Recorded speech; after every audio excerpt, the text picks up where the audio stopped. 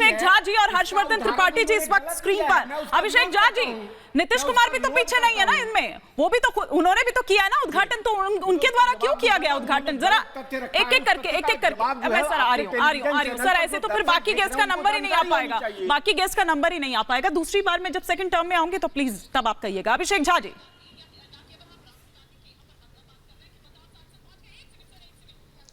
मुझे लगता है कि भाजपा के साथियों ने ठेका उठा लिया है भ्रम फैलाने का। नीतीश कुमार जी के विषय में कैसे बता रहे हैं? शताब्दी वर्ष समारोह बन चुका है विधानसभा के परिसर का और एक विस्तारित भवन बना है।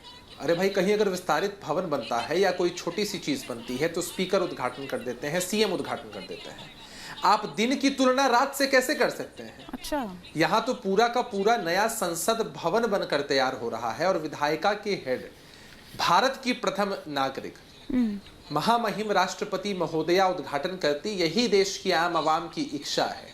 और तब जब हम विरोध के स्वर अपना रहे हैं तो ये लोग एक्सप्लेनेशन देने के बजाय ढिठाई कर रहे हैं। आपके माध्यम से मैं इनसे बस छोटा सा सवाल पूछना चाहता हूँ, क्या राष्ट्रपति को या उपराष्ट्रपति को निमंत्रण गया है या नहीं? और निमंत्रण गया है तो उसके आलोक में क्या जवाब आया है उनका? देश की जनता जानना चाहती है।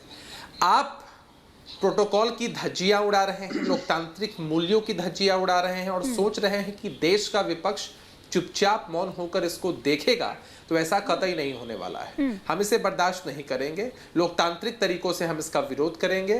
और आप ऐसे उदाहरण देकर देश की जनता को भड़काना चाहेंगे तो यह कहीं से उचित नहीं। अच्छा, ऐसा लग रहा है। हर्षवर्धन त्रिपाठी जी, क्या आपको लग रहा है कि चूक कर गई दरअसल यहाँ पर मोदी सरकार, जो सबको एक सेकंड, ठीक है अभिषेक झा जी, मैं समझ गई आपकी बात। अब जरा बाकी गेस्ट से भी मैं रिएक्शन ले लेती हूँ। क्या चूक कर गई साथ लेकर चलने वाली जो बात हमेशा की जाती है, और वो प्रोटोकॉल की भी बात यहाँ पर कर रहे हैं दरअसल, कि क्या इसलिए नहीं बुलाया गया क्योंकि फिर प्रोटोकॉल फॉलो करना पड़ता, ऐसे में लीड फिर पीएम नहीं कर सकते थे? नहीं, निश्चित तौर पर इसमें कहीं कोई संदेह नहीं कि अगर राष्ट्रपति जहां पर होंगे तो प्रोटोकॉल में वो सबसे ऊपर होंगे।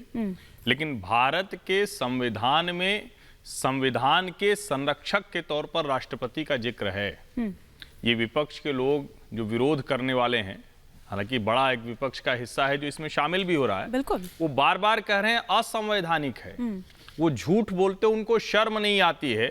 संविधान में कहाँ लिखा हुआ है कि राष्ट्रपति किसी भी कोई भवन बनेगा? संसद भवन तो कोई कल्पना भी नहीं करता था। नरेंद्र मोदी आए, उन्होंने जूझ कर संसद भवन बनवाया, बावजूद इसके कि खूब रोड़ा अटकाया गया, पर्यावरण से लेके, जरूरत नहीं से लेके, मोदी अपना महल बनवा रहा है से लेके।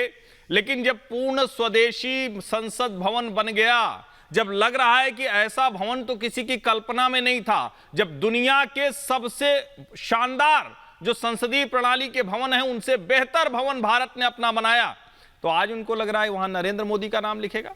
और जो लोग कह रहे हैं कि संविधान की अवहेलना हो रही है, उनकी जानकारी के लिए custodian of the constitution president, ceremony जहां भी होगी वहां सर्वश्रेष्ठ स्थान पर वो रहेंगे। लेकिन जब मैंडेट की बात आती है तो ये जनादेश से देश चलता है। इसीलिए डॉक्टर राजेंद्र प्रसाद बहुत सी जगहों पर नहीं रहे होंगे, लेकिन देश के प्रथम प्रधानमंत्री पंडित जवाहरलाल नेहरू का वो मिडनाइट स्पीच सबको याद है। वो किसको बताना चाहिए था? और शर्म नहीं आती इन लोगों को। ये इतने शर्मसार खुद भी हो रहे हैं, देश के लोकतंत्र को शर्मसार करने की कोशिश कर रहे हैं। आज उत्सव का वक्त था, भारत में लोकतंत्र का पर्व मनाया जाता है और इस पर्व को जो लोकतंत्र का जनादेश जो लेकर आता है उसी को लीड करना चाहिए, प्रधानमंत्री को ही उसका उद्घाटन। आप उत्सव